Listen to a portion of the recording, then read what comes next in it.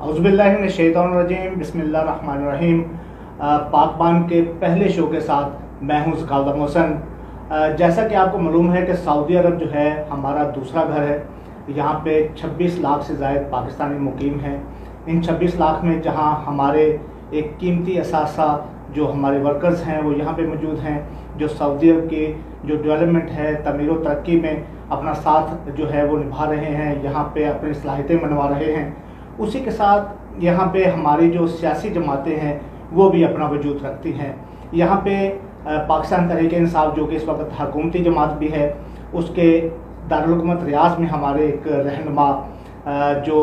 بہت کم وقت میں جو اپنی انہوں نے سیاسی صلاحیتوں کو منوایا ہے، گلزیب کیانی صاحب ہمارے ساتھ موجود ہیں۔ کیانی صاحب السلام علیکم جی۔ وعلیکم السلام ورحمۃ اللہ وبرکاتہ۔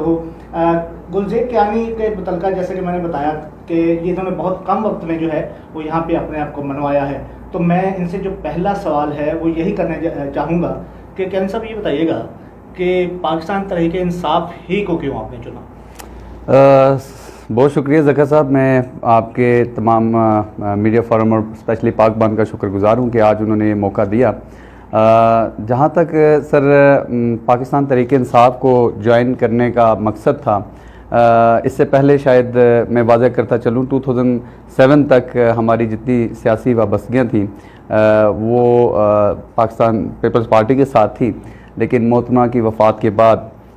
تمام سینیریو چینج ہوا، اور ایک وہ بچپن سے ایک ذہنی خلش تھی جب سے ہم نے ہوش سنبھالا کہ ہم نوجوانوں میں بالخصوص ایسے کیا خلا ہے۔ ہم اپنے پیرنٹس کو دیکھتے آ رہے تھے، پیٹرنل پیرنٹس اور میٹرنل دونوں، وہ بالکل ہی برعکس تھے۔ ایک گروپ جو ہے وہ نون لیگ کی طرف تھا اور ایک پیپل پارٹی کی طرف تھا، تو اس لیے خان صاحب کو ایک عرصہ دراز سے ہم دیکھتے آ رہے تھے، اور جتنی بھی ان کا فوکس تھا وہ اسپیشلی نوجوان یوتھ کو لے کے تھا، آنے والی نسل کو لے کے تھا کہ پاکستان کی جو خوشحالی، تعمیر و ترقی کا دار و مدار ہے وہ ڈیفینیٹلی نوجوانوں پہ ہے۔ تو اس چیز کو لے کے پاکستان تحریک انصاف نے جو ہے وہ اس طور پہ مجبور کیا کہ ہم پاکستان تحریک انصاف کا ساتھ دیں۔ اچھا، یہ بتائیں کہ ایسی آپ نے جس طرح بتایا اپنا بیک گراؤنڈ کے متعلق، بحیثیت گلزیب کیانی میں اگر آپ سے یہ پوچھنا چاہوں کہ بھئی آپ نے عمران خان کی ایسی کون سی چیز تھی جو آپ کو پسند آئی؟ ان کی تقریر بہت اچھی ہوتی ہے، ان کی پرسنالٹی بڑی اچھی ہے، ان کا وہ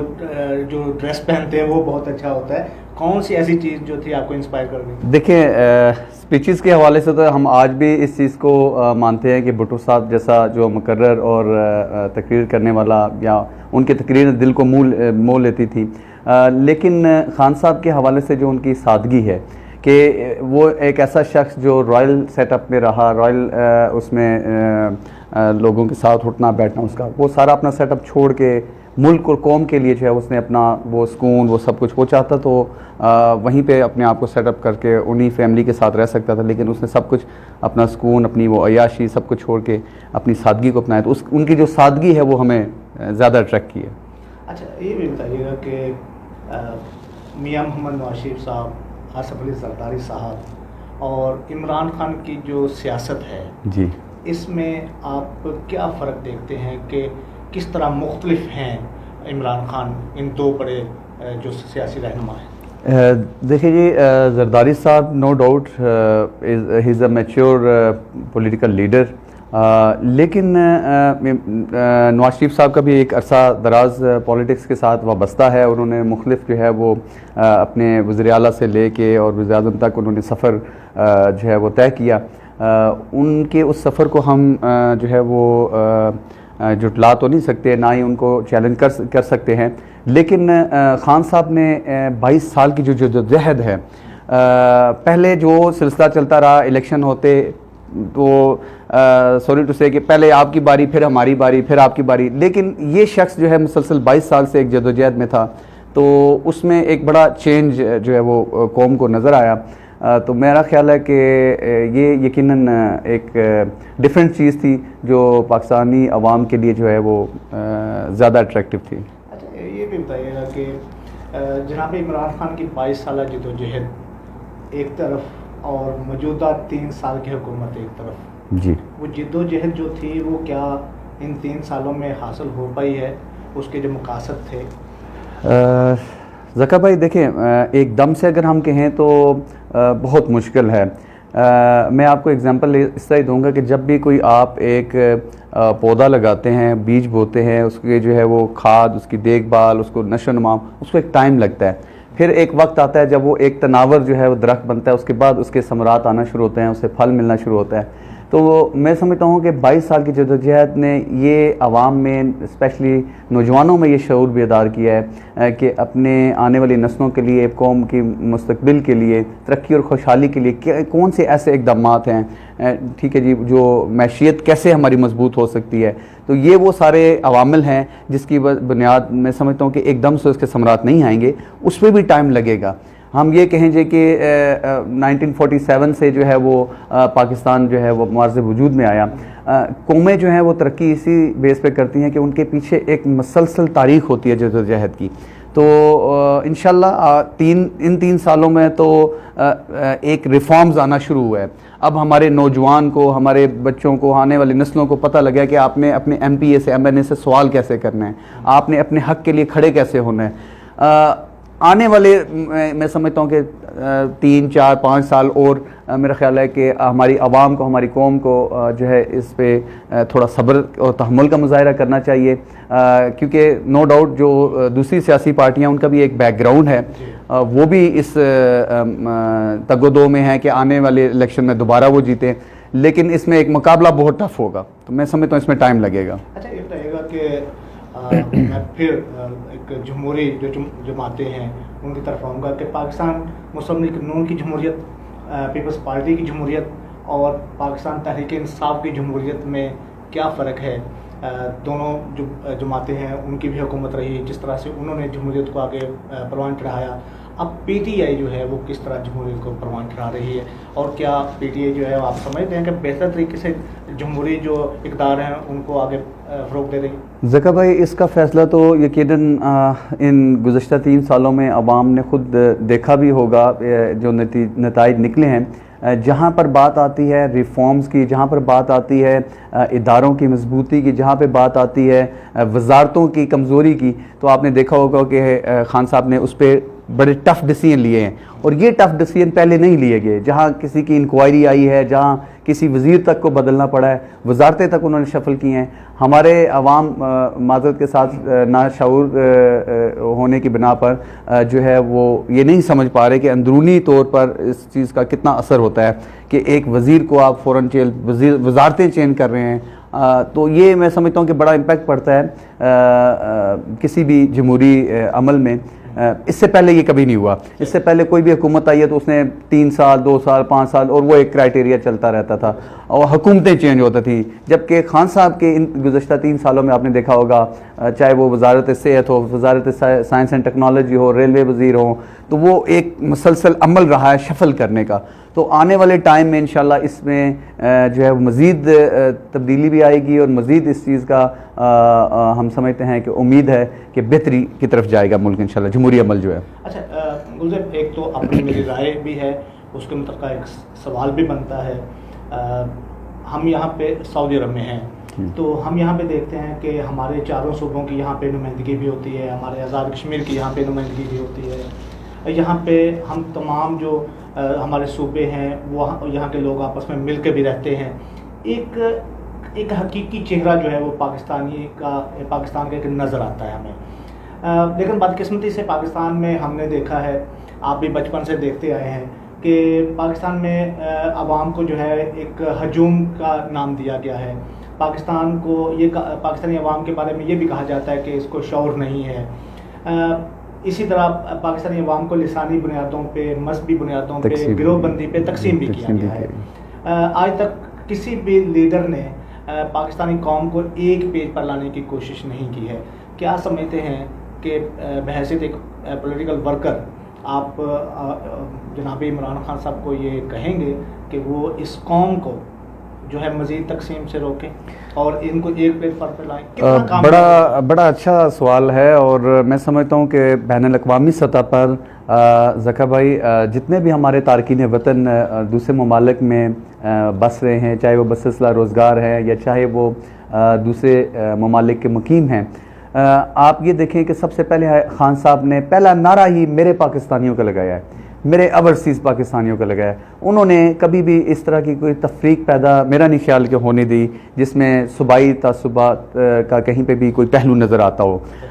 خان صاحب نے جب بھی اپنے ان کے مختلف آپ سپیچز دیکھیں، اس میں بھی ان کی پہلی آواز قوم کو ایک کرنے کی ہوئی ہے۔ ہم میرے پاکستانیوں، میں کبھی کسی کے سامنے آپ کو جھکنے نہیں دوں گا، کبھی کسی کے سامنے شرمندہ نہیں ہونے دوں گا۔ یہ وہ ساری چیزیں ہیں انشاءاللہ جو ایک ہمیں امید اور تسلی دیتے ہیں کہ آنے والا وقت انشاءاللہ پاکستانی قوم جو ہے وہ متحد اور یکجا ہوگی۔ اور آپ دیکھ لیں، اس سے پہلے بھی تاریخ گواہ ہے کہ کبھی بھی کسی ایسے بیرونی جب عوامل اثر انداز ہوتے ہیں ہمارے ملک پر، تو ہماری قوم اس وقت پھر یہ پنجاب پختون یا یہ جتنے بھی سندھی بلوچی ہیں سرائکی، یہ ان چیزوں کے میں نہیں آتی۔ وہ سب سے پہلے بحثیت ایک پاکستانی قوم کے اوپر کے سامنے آتی ہے، اور ہر قسم کے حالات یا اس طرح کی کسی بھی جو سچویشن ہے اس کو ہینڈل کرنے کا ایک حوصلہ رکھتی ہے، طاقت رکھتی ہے انشاءاللہ۔ اچھا، اب ہم جو ہے وہ ہمارے اپنے پاکستان کی بہت ساری باتیں ہم نے کر لی، اب ہم سعودی عرب کی طرف آتے ہیں جو ہمارا دوسرا گھر بھی ہے، اور جہاں پہ ہم صحافت بھی کرتے ہیں، جہاں پہ ہم سیاسی جو ہم لوگ ہیں وہ بھی اپنے ایک سیاسی ایجنڈا جو ہے اس کو بھی آگے بڑھاتے ہیں۔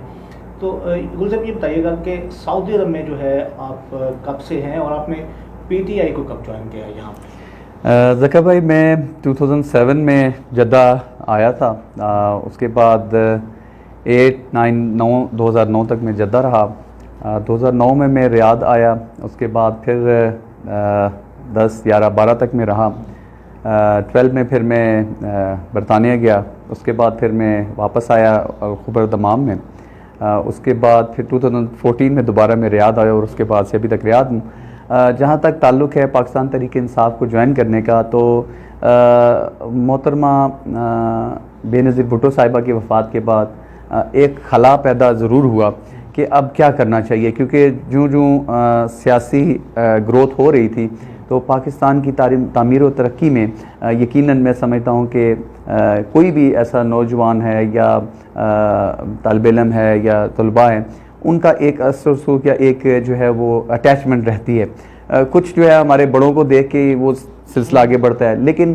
میں چاہ رہا تھا کہ کچھ ایسا چینج ہو۔ 2012 سے یہاں پر مختلف تقریبات دیکھیں، پاکستان تحریک انصاف کو ایک مکمل زور و شور کے ساتھ جو ان کی سیاسی سرگرمیاں تھیں ان میں اٹیچمنٹ ہوئی۔ پھر 2016 میں باقاعدہ طور پر میں نے ممبرشپ کر کے تو پاکستان تحریک انصاف کو جوائن کیا اور باقاعدہ طور پر اپنی سیاسی سفر کا آغاز کیا۔ اچھا، بحیثیت گلزیب کیانی نے اب تک یہ جو سفر کیا ہے پاکستان تحریک انصاف میں، کن عہدوں پہ رہے ہیں اور اب آپ کس عہدے پہ فائز ہیں، یہ جانتے ہیں؟ میں جی سب سے پہلے 2016 میں بطور پیڈ ممبر پریمیم پیڈ ممبر بنا پاکستان تحریک انصاف کا۔ اس کے فوراً بعد جو ہے وہ ایونٹ مینجمنٹ کمیٹی پنجاب کا میں جو ہے وہ چیئرمین رہا۔ پھر اس کے بعد نیکسٹ ایئر جو ٹینیور آیا اس میں جنرل سیکرٹری پنجاب ونگ کا رہا۔ پھر اس کے بعد نیکسٹ جو، کیونکہ یہاں پر ہمارا، میں واضح کرتا چلوں، پاکستان تحریک انصاف واحد جماعت ہے جس میں انٹرنیشنلی سطح پر سالانہ جو ہے وہ انتخابات ہوتے ہیں، انٹرا پارٹی الیکشن ہوتے ہیں، اور اس میں ہر سال جو ہے وہ نئی قیادت آتے ہیں، نئے چہرے آتے ہیں، نئے محنت کرنے والے ورکر آگے بڑھتے ہیں، اور اسی سلسلے کی کڑی پیش نظر جو ہے وہ میں پنجاب کا جنرل سیکرٹری رہا۔ پھر اس کے بعد ریاض سٹی کا حصہ رہا، یوتھ سیکرٹری جو ہے وہ یوتھ پریزیڈنٹ ریاض سٹی کا رہا۔ پھر ابھی ریسنٹلی جو الیکشن ہوئے ہیں اس میں الحمدللہ یوتھ سیکرٹری پورے سعودی عربیہ کا جو ہے وہ میں ابھی منتخب ہوا ہوں۔ ماشاء اللہ۔ اچھا گل صاحب، یہ بتائیے گا کہ یہاں پہ ہم نے بارہا دیکھا ہے کہ جہاں پہ دیگر ہمارے جو پی ٹی آئی کے دوست ہیں وہ ورکرز کے مسائل کو حل کرنے کے لیے آگے آتے ہیں، اسی طرح دیگر جو پولیٹیکل پارٹیز کے جو یوتھ کے جو نوجوان ہیں وہ بھی آگے آتے ہیں۔ جی، میں یہاں کو پارٹی کے حوالے سے بات نہیں کرنا چاہ رہا، میں آپ سے یہ پوچھنا چاہ رہا ہوں کہ آپ نے یہاں پہ ورکرز کے ایسے کون سے مسائل دیکھے ہیں کہ جو آپ نے خود بھی جا کے ایمبیسی میں وہ حل کروائے ہوں, افسران بالا تک ان کی بات پہنچائی ہو, کس طرح کے مسائل جو ہیں وہ زیادہ تر لوگوں کے سامنے آتے ہیں؟ دیکھیں ذکر صاحب, ہمارے پاس مختلف طرح کے مسائل آتے ہیں, اسپیشلی جو یہاں پر بے روزگاری کے حوالے سے, لوگوں کو روزگار مہیا کرنے کے حوالے سے. اس کے بعد جو سب سے بڑا ایک ہے کیریئر کونسلنگ کا. دیکھیں یہاں پر جیسا کہ آپ نے کہا کہ سیاسی سطح پر نہیں, ایک پاکستانی حیثیت سے ہم یہاں پر سب سے پہلے اوورسیز میں پاکستانی کی حیثیت سے جانے اور پہچانے جاتے ہیں. تو بطور پاکستانی ہم سب کا یہ فرض بنتا ہے, چاہے وہ کسی بھی سیاسی پارٹی سے ہو, کہ وہ اپنے ملک کے جو ایسے لوگ ہیں جو متاثرہ مختلف مسائل سے دوچار ہیں, ان کے لیے کچھ نہ کچھ ایسا ایفرٹس کر سکیں, ان کے لیے نکل سکیں, ان کے لیے کوئی نہ کوئی کام کر سکیں. تو میرے پاس جتنے بھی مسائل آئے, کچھ فیملی سے ریلیٹڈ, جو یہاں پر اللیگل کچھ لوگ ایسے تھے جن کے اقامے ختم ہیں, حروب ہیں, یہاں پر مکتب عمل سے, لیبر لا سے ریلیٹڈ جو مسائل ہیں. گزشتہ 2 سالوں میں کووڈ کی جو سچویشن چل رہی ہے, اس میں ڈیڈ باڈیز کو پاکستان بھجوانا ہے, یہاں تدفین کے حوالے سے ان کے لواحقین کے بقایا جات جو ان تک پہنچانے کا عوامل تھے, اور اس کے علاوہ نوجوانوں کو روزگار مہیا کرنے کے ساتھ ساتھ ان کی جو کیریئر کونسلنگ ہے, پرسنل ڈیولپمنٹ پلان ہے, اس کے لیے ہم نے الحمدللہ بہت کام کیا ہے. اس حوالے سے ہماری ایک آلریڈی ایک ذیلی تنظیم ہے پاکستان یوتھ فورم, جو آلریڈی میں آپ کو بتاتا چلوں کہ دبئی میں رجسٹرڈ ہے, اور اس کو ہم نے یہاں پر بھی سعودی عربیہ میں پاکستانی سعودی اپنا جو ہمارا سفارتخانہ پاکستان ہے اس کے ساتھ ایفیلیشن ہے, ان کی کولیبریشن کے ساتھ جتنے بھی نوجوانوں کے ریلیٹڈ مسائل ہوتے ہیں وہ ہم الحمدللہ حل کرتے ہیں. اس میں مختلف سیاسی جماعتوں کے نوجوان بھی ہمارے ساتھ منسلک ہیں الحمدللہ. اچھا کہتے بھائی, اب ہم انٹرویو کے آخری مرحلے میں داخل ہوتے ہیں. جی تو یہ بتائیے کہ اسپیشلی دارالحکومت ریاض میں ہم یہاں پہ بیٹھے ہیں, تو یہاں پہ آپ نے جو مختلف سیاسی, ادبی, مذہبی, سماجی جو حلقے ہیں ہمارے یہاں پہ, آپ نے ان کو کیسا پایا ہے؟ کہا جاتا ہے, ہم یہاں دیکھا بھی ہے, تو یہاں پہ جو اجلاس ہوتے ہیں, جو بڑے بڑے یہاں پہ اجتماعات ہوتے ہیں, ان میں کہتے بھی ہیں کہ جو کمیونٹی ہے وہ یہاں پہ ایک گلدستے کی مانند ہے. کیا کہیں گے اس کمیونٹی کے بارے میں؟ دیکھیں جی ذکر, بہت مجھے خوشی محسوس ہوتی ہے اور فخر محسوس کرتا ہوں کہ میں بیشتر حصہ میرا سفر میں بھی رہا, اور مختلف 80% تقریباً سعودی عربیہ میں دور دراز علاقوں میں بھی جا کے میں نے یہ پرسنلی آبزرو کیا. ریاض ہو, جدہ ہو, دمام ہو, الحمدللہ پاکستانی کمیونٹی کسی بھی ایسے فورم میں یقیناً جو آپ نے کہا کہ گلدستے کی مانند ہے, اور میں فخر محسوس کرتا ہوں کہ جو یہاں کی کمیونٹی میں پیار, محبت, یگانیت اور ایک احساس اپنائیت ہے, اسپیشلی جو یہاں پر بڑے بزرگ ہمارے موجود ہیں, وہ چاہے اوورسیز پاکستانی کمیونٹی کے گروپ ہو, اہلیان ریاض کا گروپ ہو, رائزنگ پاکستان ہے, مختلف غیر سیاسی جو تنظیمیں بھی ہیں, اس سے ہٹ کے کہ ان کی سیاسی وابستگی کس کے ساتھ ہے, لیکن جہاں بات آتی ہے پاکستانی کی, جہاں بات آتی ہے کسی کو شیلٹر دینے کی, کسی کو عزت احترام کا درجہ دینے کی, تو بزرگوں نے ہمیشہ اس میں اہم کردار ادا کیا ہے کہ سب کو ایک پلیٹ فارم پہ, ایک پیج پہ سب کو ساتھ لے کے چلنے کا. اور میں شکریہ ادا کرتا ہوں جو ریاض کی کمیونٹی ہے, جدہ کی پاکستانی کمیونٹی ہے, خبر کی پاکستانی کمیونٹی ہے, ہمیشہ انہوں نے بہت پیار دیا اور بہت عزت دی الحمدللہ. سفارتخانہ پاکستان بھی اسی کمیونٹی کا ایک حصہ ہے جی, جو جہاں پہ سعودی عرب ہمارا دوسرا گھر ہے, تو سفارتخانہ بھی ہمارا دوسرا گھر ہے. جی تو کیا سمجھتے ہیں کہ سفارتخانہ پاکستان کے جو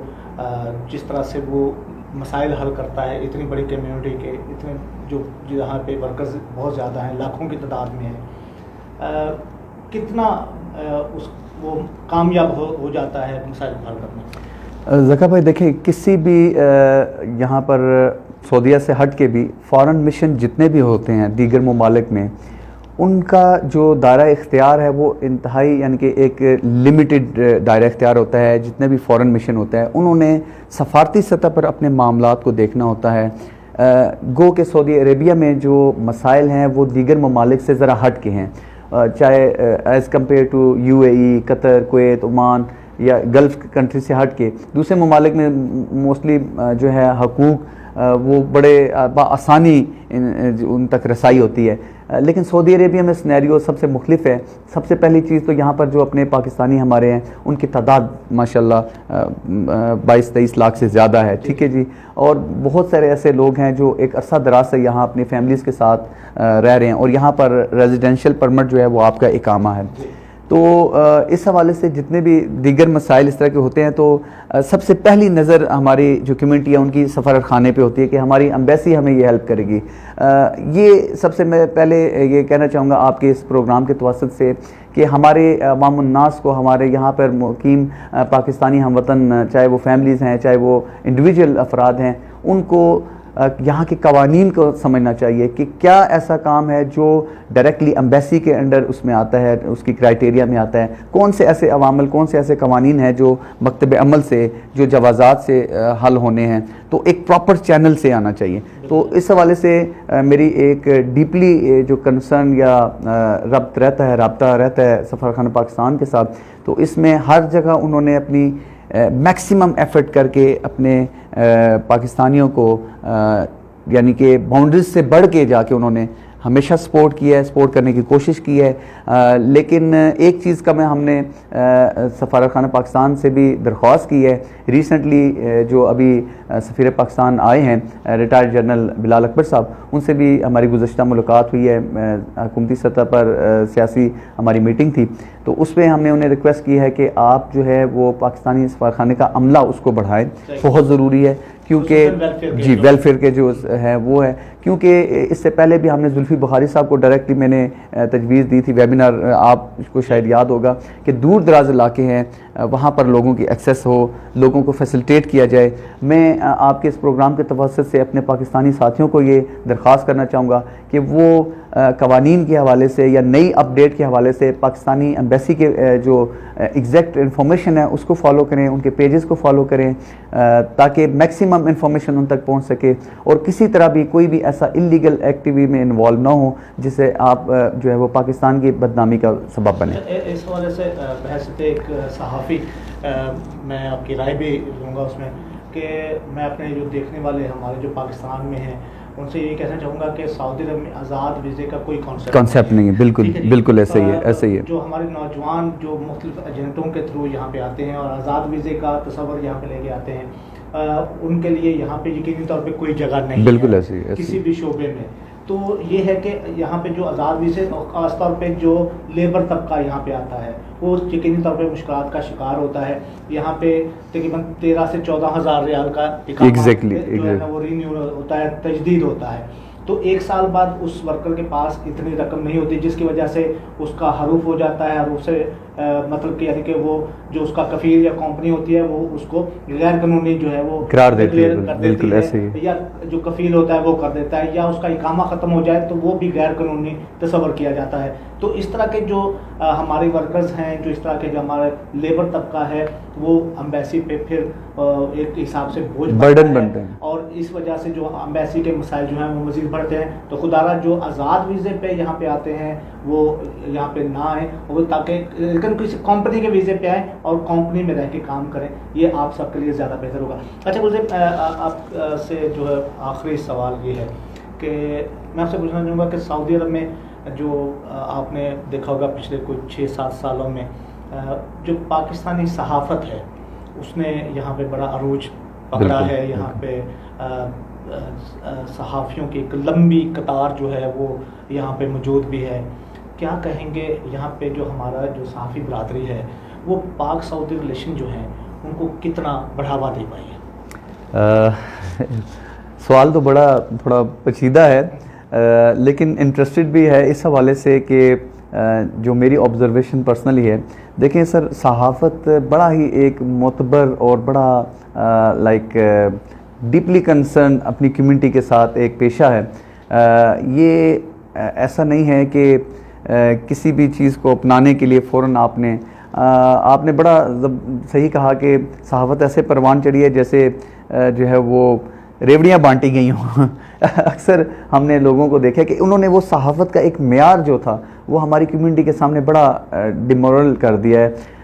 ایسا نہیں ہونا چاہیے تھا. باقاعدہ طور پر جرنلزم جو ہے اس کو اسٹڈی کرنا, اس کو خبر کو بنانا, پھر خبر کو نشر کرنا, پرنٹ میڈیا ہو چاہے سوشل میڈیا ہو, ایک اچھی تحریر لکھنا اور اس کے بعد پراپر جو طریقے سے خبر کی تحقیق کر کے اس خبر کو عوام الناس تک پہنچانا, یہ بہت ضروری ہے. لیکن معذرت کے ساتھ یہاں پر کچھ ایسے عوامل یا ایسے عناصر میں کہہ سکتا ہوں کہ سامنے آئے جنہوں نے اس صحافت کے بہترین اور اچھے معتبر پیشہ کو بھی جو ہے وہ اس کا نام تھوڑا سا کیا. تو میں چاہتا ہوں کہ حکومتی سطح پر بھی اور اسپیشلی ہم نے تجویز آلریڈی دی ہے سفارتخانہ پاکستان کو کہ وہاں پر آلریڈی پریس ونگ ہے, پریس اٹیچی ہیں, پریس سیکٹری ہے, ٹھیک ہے جی. تو یہ جتنا بھی ہمارا کرائٹیریا, کیونکہ دیکھیں یہ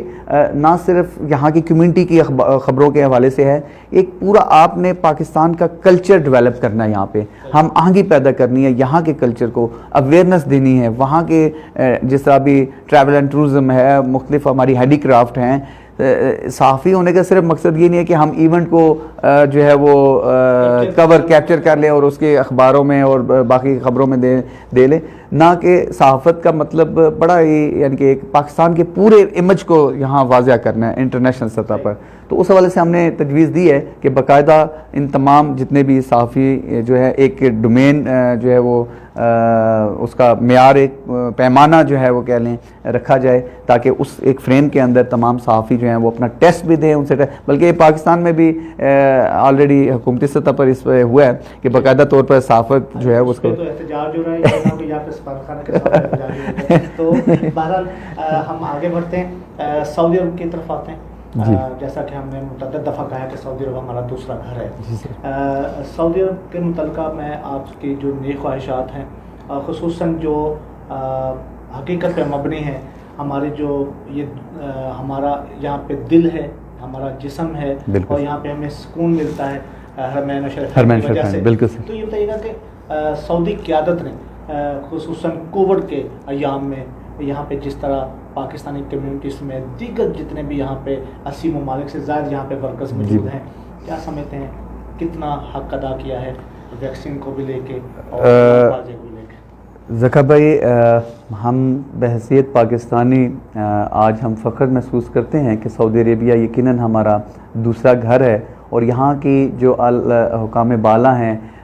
خادم حرمین شریفین محمد بن سلمان ہو گئے یا کنگ سلمان, شاہ سلمان ہیں, انہوں نے یقیناً اپنا حق ادا کیا ہے. کسی طرح کی بھی کووڈ تو چلیں ابھی آیا, اس سے پہلے کسی طرح کی بھی کبھی پاکستان کو مشکل درپیش آئی, چاہے وہ زلزلے, سیلاب, کسی بھی صورت میں, تو سعودی عربیہ کا ایک ہمیشہ سے نام رہا ہے. سعودیہ نے ہمیشہ سے بڑا ایک اہم کردار ادا کیا ہے. تو ہمیں فخر ہے کہ سعودی عربیہ ہمارا دوسرا گھر ہے, اور انہوں نے یقیناً ہر موقع پہ ہمیں جو ہے وہ ساتھ دیا ہے. یہ ہمارے یہاں پر مقیم پاکستانی عوام کو بھی بخوبی اندازہ ہے کہ جہاں کبھی کسی چیک پوسٹ پہ کسی ایسے معاملے میں جہاں پاکستانی کا نام آتا ہے تو بڑا عزت احترام کا ایک درجہ ہے, ریگارڈ لیس کہ ایک ایسے عوامل جو پاکستان کی معذرت کے ساتھ بدنامی کا سبب بنتے ہیں تو ان کے ساتھ تو پھر یہاں کے قوانین کے مطابق ایکشن ہوگا. لیکن اس سے ہٹ کے جہاں بھی ہم نے دیکھا, پرسنلی اگر میں اپنے 14-15 سال کا میری جو آبزرویشن ہے کہ ہمیشہ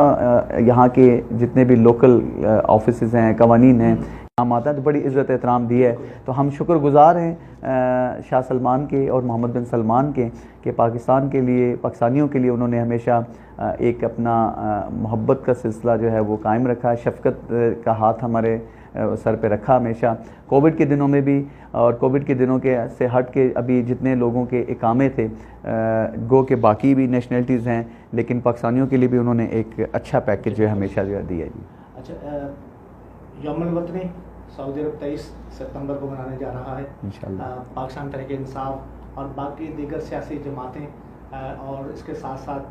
سعودی عرب میں تمام صحافتی جو جماعتیں ہیں وہ سعودی عرب کے شانہ بشانہ ساتھ کھڑی ہیں, ہمیشہ ساتھ کھڑی رہیں گی دفاع حرمین شریفین کے لیے. اور سعودی قیادت کے ساتھ ساتھ سعودی عوام کے ساتھ پاکستانیوں کی جو دوستیاں ہیں, جو آپس میں دل ساتھ ملتے ہیں, دھڑکتے ہیں, انشاءاللہ یہ ایسے ہی دھڑکتے رہیں گے. اور اس دعا کے ساتھ کہ گلزیر کیانی جیسے جو نوجوان جو پاکستان کا سرمایہ بھی ہیں اور دیار غیر میں پاکستان کا فخر بھی ہیں, ہماری دعا ہے کہ اللہ تعالیٰ ایسے نوجوانوں کو ہمت, استقامت دے, یہ پاکستان کا نام روشن کرتے رہیں. بہت شکریہ. بہت شکریہ sir, thank you very much, thank you, جزاک اللہ خیر.